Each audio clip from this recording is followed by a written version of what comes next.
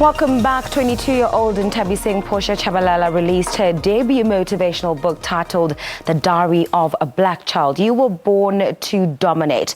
Based on true accounts of her life story, Nthabiseng opens up about how she suffered from clinical depression, has struggled with many unexpected illnesses while studying medicine in Russia, as well as her journey to becoming a motivational speaker. Nthabiseng is in studio with us this morning to share and unpack some of the stories of her belief, experiences and breakthroughs as she narrates them in her book. And Nthabiseng, it's so great to have you on the show. You look absolutely beautiful. Thanks so much for coming. Thank you so much, Sis Pearl. You are 22 years old, and yet you've already gone through so much. You've put it all in a book that you've titled The Diary of a Black Child. Why is the title of this book so significant? The story behind the title of The Black Child is only based on myself, and I'm just trying to encourage people to use their God-given gifts to place their mark on earth so that the true purpose of living will be realized. And for people to also realize that this one gift that you have, it can actually give birth to other gifts. And for people to use the pain and the suffering that they go through in life as factors that push them towards fulfilling their dreams and their goals. Yes. You've gone through so many trials and tribulations, and I want you to take us through just some of the dark moments that you went through and how you managed to pull through. Yes, actually, this happened when I was in a hospital in Russia in December. So I was experiencing depression. I was actually admitted though for a bacterial infection. So I was drained. I was draining in confusion. I was draining in depression and sadness. And I was asking myself a lot of questions about what can I do to get myself out of this misery. That's when I realized that actually I am my own hero. And I started changing my ways of praying and everything and asking God to help me to take this gift of motivational speaking that I already had, to maximize it to its fullest potential so that I may use it to save other people. That's when God brought the idea for me to write a book. It's just something that I discovered. I never knew that I would become a writer. Yeah. Yes. And talk to us about that relationship that you do have with God. With God. I think it's something that is quite close to your heart. It's important. It's an important relationship to you. Did you always have that close relationship with God? Yes, because I got born again in 2012. But ever since I started being affected by depression, it actually allowed me to be brought closer to God so that I would know myself more. Because I actually believe that there's more healing in God, not on the earth. So that is why I had to be connected to Him so that He would be able to save me and help me, to explore myself, to learn myself more and to grow as a person, not only spiritually, but also for people outside. Yes. You're a woman that, certainly born with lots of talents. You've got the brains. You've got a lot going for you at the age of 22. I mean, here you are studying medicine in Russia. You're now an author. Your natural talent to speak to people has brought you, to your next step, which is being a motivational speaker. Talk to us about when did you discover your actual purpose, or are you still going about discovering your purpose? No, actually, there was this one time when I was in Russia.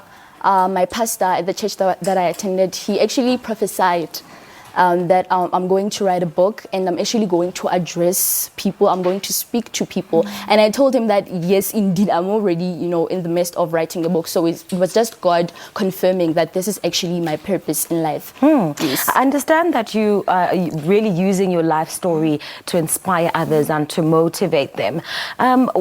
In terms of the people that you speak to, and I'm guessing that you speak to a lot of young people as well, what do you think people are struggling with the most, just from your experiences when you interact with people? Yes, I think right now what people are struggling with the most is that people are too attached to worldly things.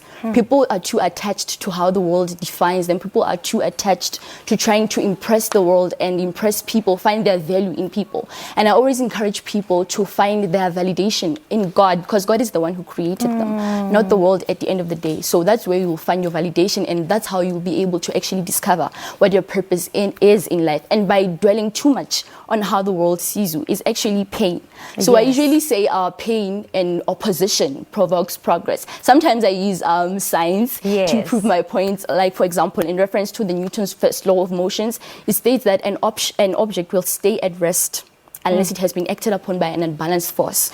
So take an object as a human being. You will always stay at rest at your comfort zone unless pain comes to you, a force of pain, unless it comes to you and drives you out of your comfort zone. A wake-up call. That's when you will realize that I need to step up and do something with my life. I need to be shifted. Sometimes God even brings disappointments, you know. Yes. There's a chapter in my book, Disappointments Are Blessings. I believe that they are blessings because they shift us from the places we don't belong to put you at a rightful place where you're able to discover the best versions of yourselves, like myself, as I did. Nthabiseng, you're an incredible young woman. I understand that you self-published your book. What were some of the challenges that led you to actually self-publish? There's a guy in Russia, a student as well. He's my friend, Sizwe Faith Sitole. He already has books. So he's the one who helped me. I just consulted Sizwe and just told him that, I have this idea of writing a book and everything. So he just encouraged me to just write, and we'll take the step of publishing forward. So I self-published on Amazon the first time. That's where the digital copies are available. And there's a man from my hometown, Mr. Masua. He's also a published author of Suchu books. He's the one who took the entire process forward and helped me publish here at home so that I may print out the copies as physical copies and everything. Well, congratulations on your first book. Thank you so now much. that you have discovered this passion and talent for writing, are there other books in the pipeline? Yes, they are indeed.